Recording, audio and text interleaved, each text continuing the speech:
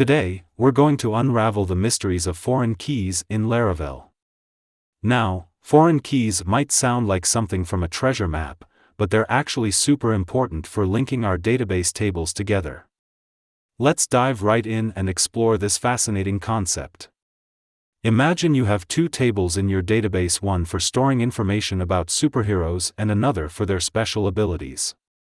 Now, what if you want to connect these two tables so you can see which superhero has which superpower? That's where foreign keys come into play.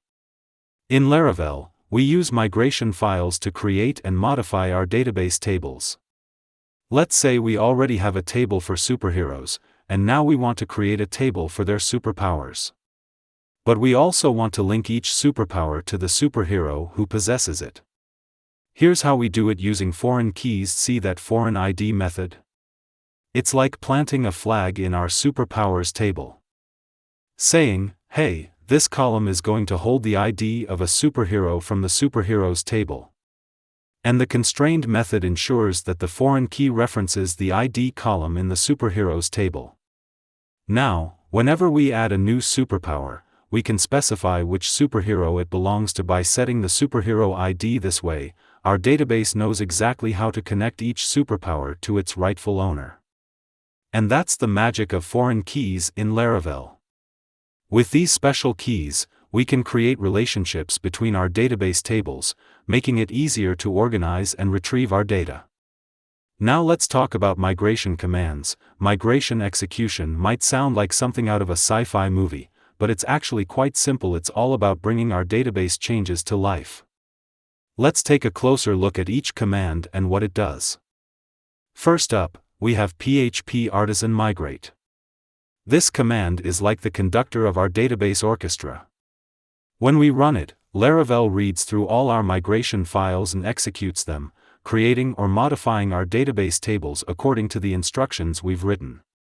Next, we have PHP artisan migrate rollback.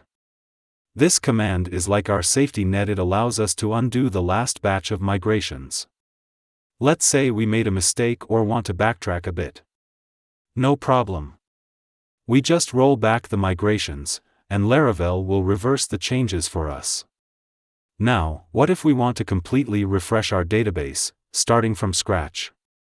That's where PHP artisan migrate refresh comes in. This command rolls back all migrations and then reruns them, giving us a fresh database with all our changes applied. Finally, we have PHP artisan migrate reset. This command is like the big red button. It rolls back all migrations, reverting our database to its original state before any migrations were run. Use this command with caution, as it will erase all your data. And there you have it. With these migration execution commands, we have full control over our database changes in Laravel. Whether we're creating, rolling back, refreshing, or resetting migrations, Laravel makes it easy to manage our database schema with confidence. Now let's talk about the best practices to use in our migrations. When it comes to managing our database schema, it's essential to follow some guidelines to ensure our migrations are smooth, reliable, and maintainable. Let's explore some best practices that will help us build better databases in Laravel. First and foremost, let's talk about reversible migrations. When writing migration files, always strive to make them reversible.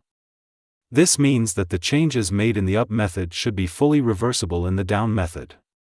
This ensures that we can roll back our migrations safely if needed, without risking data loss or corruption. Next, it's important to name your migrations descriptively. Give your migration files meaningful names that reflect the changes they're making to the database. This makes it easier to understand the purpose of each migration, especially when you revisit them in the future. Another best practice is to document your migrations effectively. Use comments within your migration files to explain the purpose of each change and any important details. This not only helps you understand your migrations later on but also makes it easier for your team members to collaborate and maintain the code base. Last but not least, use caution when modifying existing migrations. Once a migration has been run in a production environment, modifying it can cause problems, especially if the migration has already been applied to some databases. Instead of modifying existing migrations, consider creating new migrations to make the necessary changes, following the principle of immutable migrations. By following these migration best practices, you'll be well on your way to building robust and maintainable database schemas in Laravel. And that's it for the migrations for now. Next we will start using controllers to access the data in our database using Database Query Builder that is built in Laravel. If you like this video, don't forget to support the channel by buying me a coffee in the link below and liking and subscribing. Thank you for watching and see you in the next video.